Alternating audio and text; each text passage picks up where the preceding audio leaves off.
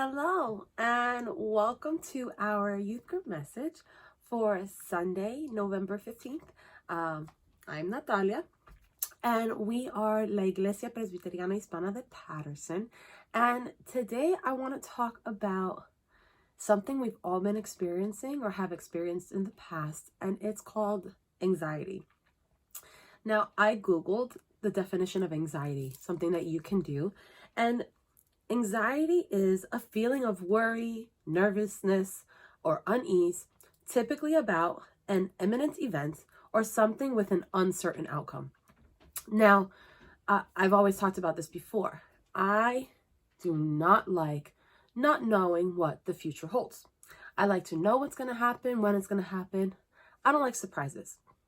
You could say that that is a form of anxiety, not knowing what's going to happen. The world we live in right now can definitely be causing anxiety, whether it's something that's going on in school, or you don't know what's going to happen with school, or your job, or your family, the health of your family, our church, what's going to happen with church. Because things are unknown, they can definitely cause us anxiety. However, we also have a powerful God who gives us peace. So although we may feel those anxiety and all those tough feelings of worry and uneasiness, being unsure about things, we also know that we have someone very powerful behind us. And as always, we always like to tie our messages to Bible verses. And I actually have 3 today. I went a little Bible crazy, but that's a good thing, isn't it? One of them is from Peter 5:7, and it literally says, "Cast all your anxieties on him because he cares for you." To know that God cares for you so much that he says, "Give me your worries, give me your anxieties because I care about you." That sounds like your best friend, right? When you go to your friend, you're always like, "Hey, I'm going through this."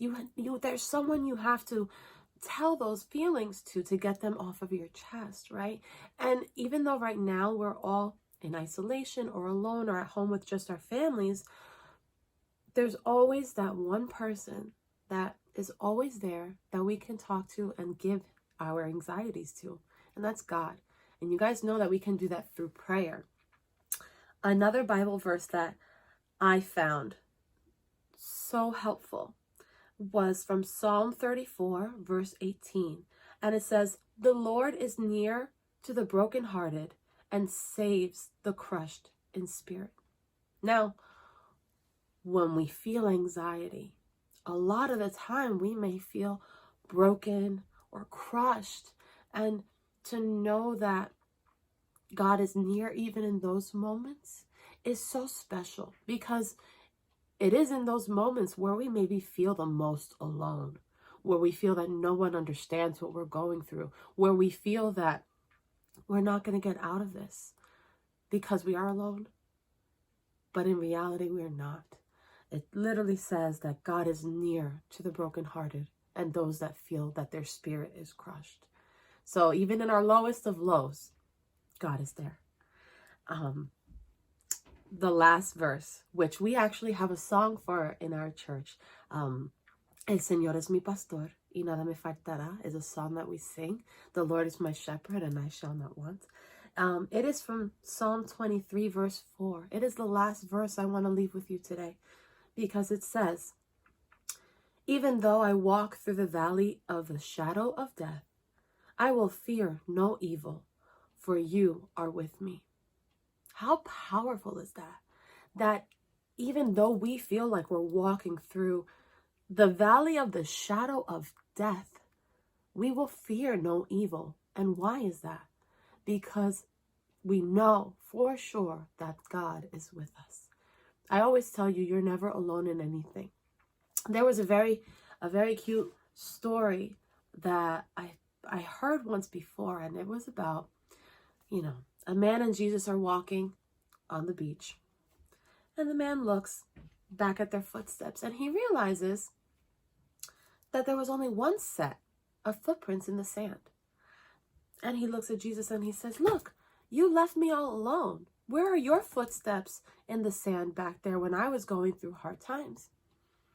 And Jesus tells him, those are not your footsteps, those are mine.